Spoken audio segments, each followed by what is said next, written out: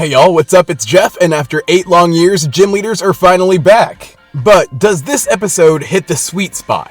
It definitely feels tense. You can see how determined Liko is. It is clear she's under a lot of stress for this test. They get into the city and it is pretty unassuming. But still, Liko's deep in her own head, and I think this is where the episode previews can come in handy. In the last one, she's repeatedly hyping herself up for this. I'm gonna win, I'm gonna win. I mean, the fact Liko had to interview for her academy shows that she's no public school-minded girly. Though it looks like both Liko and Coco have gotten themselves distracted. In order to calm those pre-battle jitters, the group stops to have some lunch. I wouldn't say it's the calm before the storm, but maybe before the mist. And hey, no wonder the food slapped. It was made by none other than Dot's uncle. Murdoch, rather. He's just slipped out of the spotlight for a while, so it is nice to see him here. You know, for a minute. Also, new running gag has dropped, my friends. Sandwich just has really bad luck with lines. And I think Annie Pokey really likes this character as a way to express their angst. In a way, Coral sort of has Jessie energy to me, just very amped up and volatile. She's going off about the sweets, but thankfully Liko is able to gracefully de-escalate the situation. Really, the biggest revelation here is Murdoch just casually kicks it with Katie, whom Sandwich challenges in order to seek revenge, or to pass the test, or to get some sweets, one of the three. But Liko chimes in all like, hey, let me battle. In order to get this grand prize, they have a bake-off, and it does kind of feel like a time killer. I guess in the sense I mean, has Liko been practicing baking? Or she's just a pastry prodigy? Like, what do I do with this information? But yes, the cake is cute, and it's a nice symbol for her and Flory. Coral's cake looks like it used to be alive. While I don't want her to become overused, the public freakout eases that concern.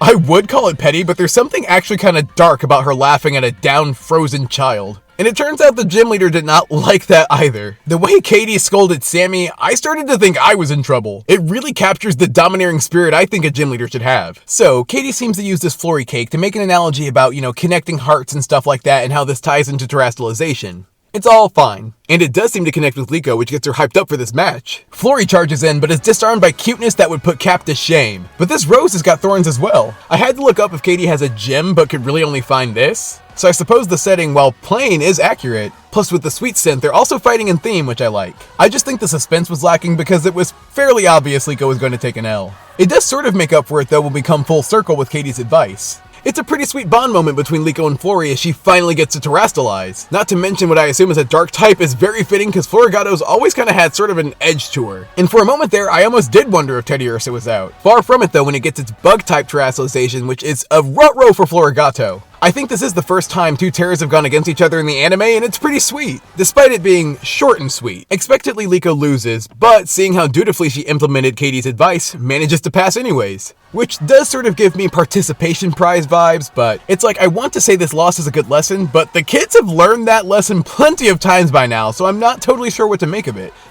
Roy certainly got the battle bug though, and his episode I'm excited for. I don't want to get myself too hyped up though, because thinking about it, I think I overhyped this episode in my head. The battle was nice and it was flashy, but other than that, I don't think it really stands out in a particular way. And I do think it's great they want to keep exploring Liko and Flory's dynamic, but I don't think we got anything new from this. Like, let's keep digging, but let's dig a little deeper, which eventually I'm sure we will, so I'm not that worried about it. Because I really do believe this episode was a great way to hype up the gym leaders and serve as a good benchmark for growth. So that's a plus. But this episode, on its own, even with Coral, I would have to give a C.